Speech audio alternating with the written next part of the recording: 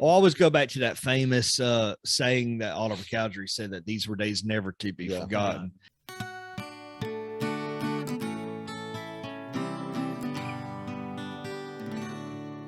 We are Saints in the South, your source for gospel growth and good times.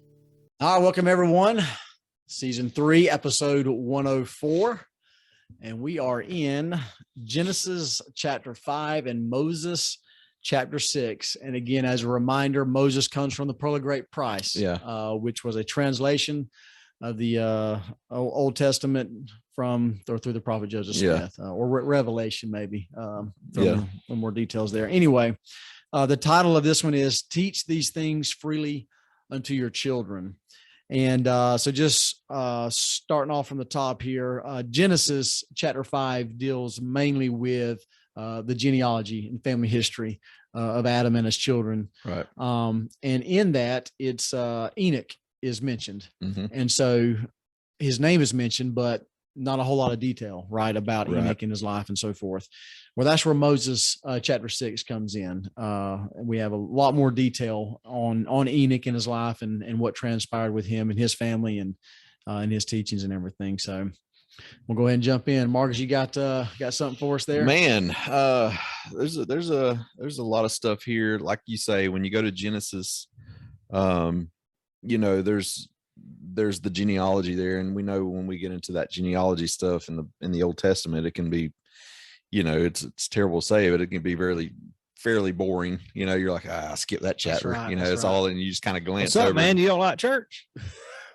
I didn't say that. No, but you know what I mean. Like you're like, no, I don't. There's no cool stories here. It's just saying that so and so begat so and so, and well, real quick, Daniel H. Ludlow, pretty big scriptorian on my mission. He spoke to us, and he spoke to us about the Old Testament, and he said the best way to read the Old Testament is to read the chapter heading in your scriptures. Yeah. And if there's nothing interesting there, if it's a bunch of genealogy, it's okay to just skip. Right. So. Yeah. And that's a cool point. I was actually got, the chapter headings. And so we have the King James version of the Bible and New Testament, Old Testament, New Testament. But at the top of each of our headings, each chapter, there's a little summary that helps you understand what's going on. And that, and I don't think ours is the only ones that do that. I think there's others that have it too, but it is important to read that so you can kind of go, okay, this is, especially in the Old Testament, you go, okay, this is what's going on here. But so you get to Moses, which you had mentioned. Moses is basically more teachings from Moses. You have the books of Moses in the Old Testament, Genesis, Exodus, and all those. And so, but here is the book of Moses, what we call the book of Moses, which are teachings that were lost in translation throughout the generations. And these add to what we have in the Old Testament. And there's a lot of great information here that was once lost. And one of those is about Enoch. We've heard about Enoch, and honestly, there's a lot in the New Testament about Enoch. There's more in the New Testament about Enoch than there is in the Old Testament, which is interesting to me. In Hebrews, and I can't remember the actual verse, but in Hebrews, it talks about Enoch and how that he was translated and that he was taken up with the Lord, and things like that. So we do have that, knowing that they were translated and the people were translated, his people, because they were so righteous, and just basically taken up. That means they were taken up to the Lord, because they passed their test here. They were doing everything they were supposed to do. But one of the things that I love about Enoch is that we find out what kind of person he was. I mean, there's not a whole lot in the Old Testament as far as, it just basically says something along the lines of he walked with God or something like that. In other words, he was a righteous man. But it's so interesting to see when he was given his mission, what he said. And I wish I could find it here. It says, I think 31 in Moses chapter 6, verse 31. And this is in the Pearl of Great Price. It says, and when Enoch, basically the Lord tells him, he says that I want you to go out into the world, basically, and decree to the world, basically, to repent and to do what's right, and of course, Enoch was like, wow. And so when Enoch had heard these words, he bowed himself to the earth before the Lord and spake before the Lord, saying, Why is it that I have found favor in thy sight and am but a lad, and all the people hate me, for I am slow of speech? Wherefore am I thy servant?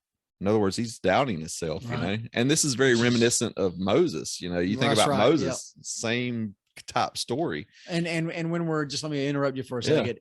Many times we're called to a position in the church and we doubt ourselves, many times. So something just to think about. Yeah, absolutely. I mean, you know, it helps me to go, maybe I'm not a bad person. You know, you don't have to be perfect for the Lord to use you to do something, right? And so anyway, it says, and the Lord said unto Enoch, this is what the Lord told him. He says, go forth and do as I have commanded thee, and no man shall pierce thee. Open thy mouth, and it shall be filled, and I will give thee utterance, for all flesh is in my hands, and I will do as seemeth me good. Lord saying, hey, look here, I created your mouth. You know, I can make you, you know, have you say whatever you need to say and give it to you as you go, as you choose to go out and do what I'm asking you to do. So, and the thing is, the difference between Enoch and Moses' story is that Moses still doubted and kind of said, please choose somebody else. But Enoch is like, no, okay, fine. And he goes out and starts doing it. But so we get down to the point that we find out that Enoch is a seer, seer, seer.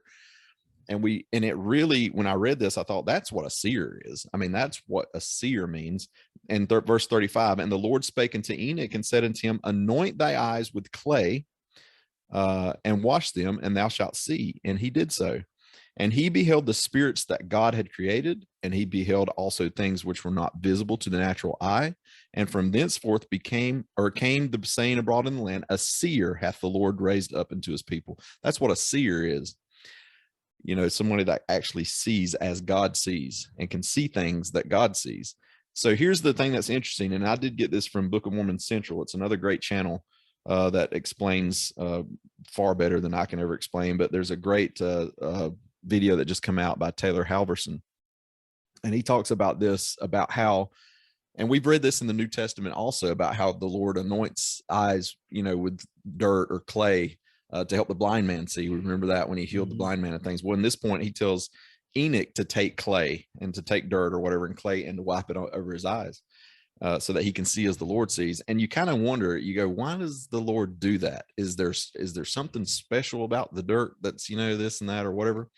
And Taylor Halverson, he explained, or he said something that was just profound to me, and it just made me think that is so much how the Lord teaches us and wants us to learn things. He wants us to have to work for some things, right? He doesn't just give us things. Usually he doesn't just say, well, here it is on a silver platter. He wants us to do something that merits, that shows our faith, right?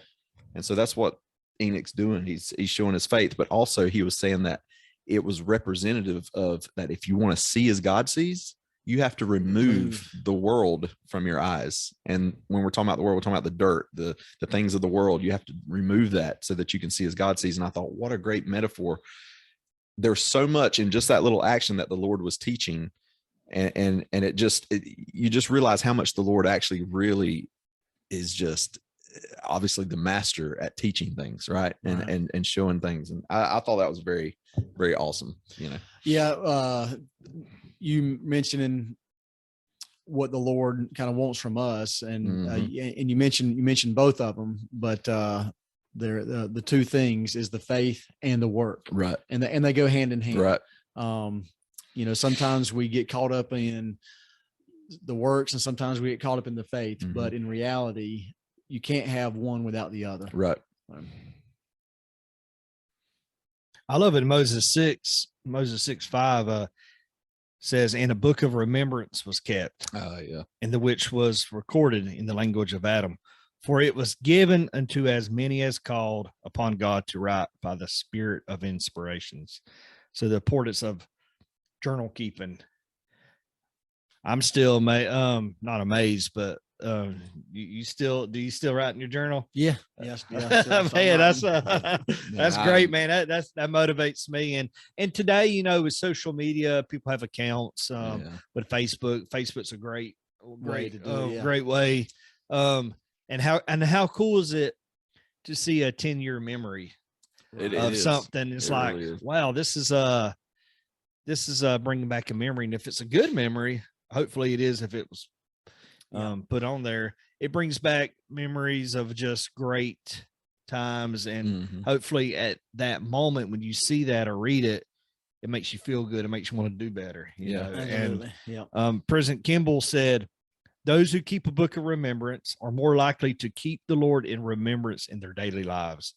Journals are a way of counting our blessings and of leaving an inventory of these blessings for our posterity. And that's cool. Yeah. So it's kind of the way that I do my journal. So it's not a day-to-day thing. It is anywhere from, we'll start with a spiritual experience that I may have, to an experience that one of the kids had that was kind of, significant, to notes from conference or from church, or just general thoughts that I may have. So my journal, it's all over the place. Yeah. So do you have several journals that you filled out? So is it like Joe Smith papers? There's different ones of I don't know. Is there like a Jackson Howell papers? Jackson Howell papers. Is there like a history section or is there plates? Hey, I'll tell you this. As you mentioned this book of remembrance thing, and Bruce R. McConkie, you might mention, I don't know, remember he said that this was sort of the beginnings of scripture, basically. This is the scriptures, basically, is what it was. And but it makes me, so there's a great quote out there, and I don't know if it might have been Spencer W. Kimball. Was it Spencer W. Kimball you said about the journals? Yeah. I think he said something along the lines, and you might have it. You might have it in front of you, but didn't he say something along the lines that one day even angels may quote from those things that we write, those things that you're writing, it could be quoted one day to generations or whatever, because it's truths. It's not just because it didn't come from Moses or Enoch doesn't mean it's not inspiring and good and truthful. It uplifts people. So why not? Here's an account of Jackson Howell, that he had this, and that could help a generation of people. I mean, for sure, so it's absolutely important. There's a reason for it. It's not just for us, as we might want to think sometimes. It could be for a lot of people. I'll always go back to that famous saying that Oliver Cowdery said, that these were days never to be forgotten, and how those spiritual experiences shaped him, and how important it was for him to share his testimony, and that these were days never to be forgotten. But there's something about spiritual experiences and just writing your history down and just uplifting people. Elder Bruce R. McConkie did say, I'm paraphrasing that, spiritual experiences are unedited from the Lord. As we do a podcast, as we do other things, shows or whatever, as I'm creating a music video, we edit, we take out the stuff that we don't like, but a spiritual experience from the Lord is unedited. And we need to remember that what experience you're going through, or you or I, or whoever comes, the spiritual experience, the faith uplifting, whatever uplifts you, comes from the Lord. That it is unedited. I mean, so it's meant for you. Yeah, and it includes some valleys and peaks and everything. For sure. That's for sure. I'm all the time, Marcus. He's all the time falling down. I got to lift him up. That's right. Like, What's up? What's up? Enoch Jr. And it's I'm just playing. And it's a very therapeutic thing as well for me, writing things out and so forth, and getting things worked out in my mind. And a lot of people use journals for that. For sure. For therapy. I hate writing. Well, I really do. I like, my hands don't work good. It hurts my hands. There is computers now. There's keyboards. Are you a chicken picker or what? I mean, I'm more this. I love autocorrect on cell phones, man. You start typing. I like text to speech, even though you got to correct every other thing you say. But I know Siri don't understand me though. Speech to text. Siri, I'll be like, I'll say something or like, say that again. Yeah. I'm sorry, I did not understand what you said. But cool.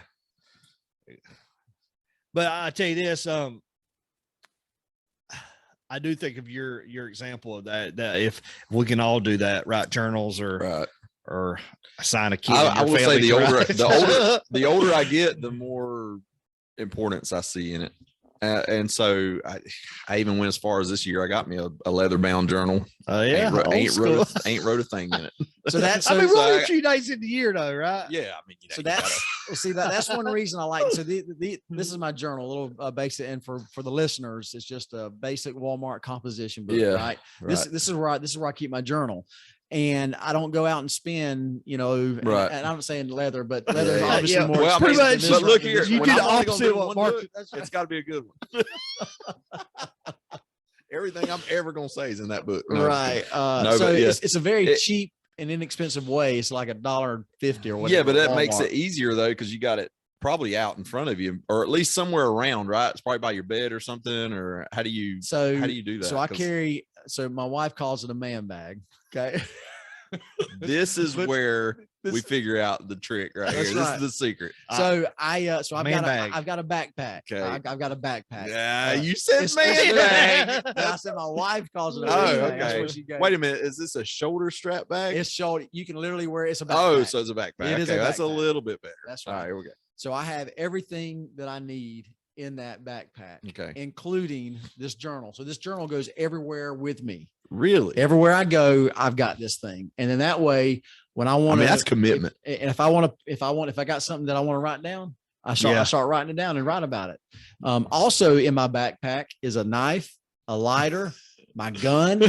I've got extra bullets, ammo. I've got everything that I need. So we know to get that bag to survive. Wait a minute. Right. You're pretty much Moroni. I mean, that was walking the earth. That shirt that you wear actually means that much more. Yeah. Hey, I don't call me Captain for nothing. Right? I mean, seriously, little Captain Jackson over here has got everything he needs. Hey, I do remember when you were a bishop, you would have that out, and when someone gave a talk. So as someone was giving a talk, he would write something that just stuck out. And so here's the lie I tell myself, and honestly, because I go, and even as you were saying that, I said, well, I'll just throw it in my phone. And I'll be honest with you, and I have to say this, how you got the notations, you got the note taking thing. You're pretty good at that. Well, I honestly, I mean, not to brag or anything. Believe me, it's not a brag, because I couldn't go in there and coherently tell you what I was thinking when I wrote half this stuff. But what I'm getting to is that there's a lot of times that I will just basically throw down all kinds of just, notes. And I remember being in the bishopric and sitting there, and I'd hear somebody giving a talk, and man, I just go into it. Well, that's the way. And I start writing down things. But here's the thing, like I told Mandy the other day, I said, I need to tell somebody, that, that my stuff is in here. And it's like, if I die, I kind of want my kids to have some of this stuff. As a matter of, okay, so here's a cool example. This makes sense. This makes sense. I did a thing, or you did a thing. You did a thing called #My Study of the Book of Mormon. Yeah. It was, and this was back 5-6 years ago. Right. And so I saw that, and I thought, that is the coolest idea. And so I took off with it. I think you kind of ended. Well, you were in but you had a good excuse. You was a bishop at the time. You probably didn't have time to sit there like I did. But man, I took off with it. I thought, that's so cool. And it really turned into kind of what we do with this podcast and things, and just pulling from what we learn. And it was Come Follow Me before Come Follow Me came around. I mean, Jackson invented it. Sorry, President Nelson. No. But anyway, so I took off with that. But being it's hashtagged, you can go in there and look it up if you want. I mean, you can look up #My Study of the Book of Mormon, and it'll pull up all of the things the ones that you've done, the ones that I've done. And I think there's somebody else that did one. I can't remember who it was, but anyway, very interesting. But those are like notes. Those are things, spiritual thoughts that I've had about scriptures and things. And I have a lot of those. And so I was thinking, how do I keep those, and I'm thinking, how do I get that off Facebook? How do I know that that's where it is? I want my kids to have that stuff. So I've been trying to figure out, I think you can print. There's a way. Yeah. Facebook does a thing where you can print things or something, but I need to be able to do that. But this is better because, when the battery dies on this thing and there's no more electricity, it's not, you can't even access it. So, or Facebook shuts down or whatever. This is the best way to do it here. And it has been on my mind lately. I need to start doing that. I need to start having that in front of me. But so Andrew made me think about something about having this while I was serving. One of the, one of the cool spiritual experiences that I had as serving is one day during testimony meeting. during everybody's testimony, Yeah. I wrote down just a quick one line, kind of what the gist of their testimony was. And then at the end, when I stood up to bear my testimony and close it out, I read from everybody's testimony, what everybody had said, what the gist was. And then, bore my testimony at the end. But I remember it was really a strong spiritual experience to kind of do that recap there. And, anyway, it was just something pretty cool to be able to go back and look at and everything. So. There's something about remembering the book, and it's a great fortifier. Yeah, it definitely for me, and we've already said it, but for me, it's definitely it reminds me of my testimony. The times when I was gaining it, right? And still in development. It makes total sense when you got everything against you about remembering. I mean, our bodies, first of all, aren't perfect. Our brains aren't perfect. So that's number one. Number two, Satan's working overtime to make you forget anything to do with spiritually. So that's another thing against you. So writing it down and having it nearby, that's a win-win right there. I mean, you can't beat that. So it makes total sense. And the thing that helps me is knowing that I don't have to write down what I had for breakfast this morning. That's right. And we went to unless you're logging calories. Right. I mean, now would I mention that Georgia won the national championship? Absolutely. Go Dogs. Absolutely. You can't forget that, but I don't have to write that down. I remember that one. I remembered the last one when I was 2 years old. Anyway, so it ain't that you got to write down everything, but and like I say, as I get older, I start to realize the spiritual things. I start to see things and go, there's an eternal perspective here. When I see, one of my little nieces or something run around in the yard, or I remember there's this great picture at the temple that their mom took of my three little nieces that lived, or four really. One of them's real small. I don't know if she was out there with them, but anyway, they were out in front of the temple. But it was just an amazing picture because you know how parents take a picture of their kids in front of the temple. Well, in behind them, I see family, like their papa, their grandma, just was standing at the temple, way in the background at the temple, and I thought, it just hit me like a ton of bricks. Like that's what it's all about. It's about family. It's about family and staying together as family and generations. And that's what this, we're talking about today, these generations, and it's a remembrance. And so those things hit me more as I get older, and it stands out to me more. And so writing those things down, and I do write it, but I'm not organized. I think that's important to be organized with it, so we don't need to beat up the ones in the past, like Joseph Smith and different ones, and they were doing their best journal keeping, right? Yeah, and it's real easy to nitpick history, but he spelled that wrong. But here we are. We're accounting I'm really talking about myself. I'm not really perfect at it. Absolutely. It's real easy to nitpick the ones in the past. And again, even Enoch, he wasn't eloquent in his speaking. He was not. He was very humbled to be called a servant of the Lord. Yeah. And anyways, as we move forward, keeping the book of remembrance, we don't have to do it perfectly. We just do what works for us. That's right. Yeah, absolutely. Well, there you go. Episode 104 in the books. Until next time, y'all keep on striving.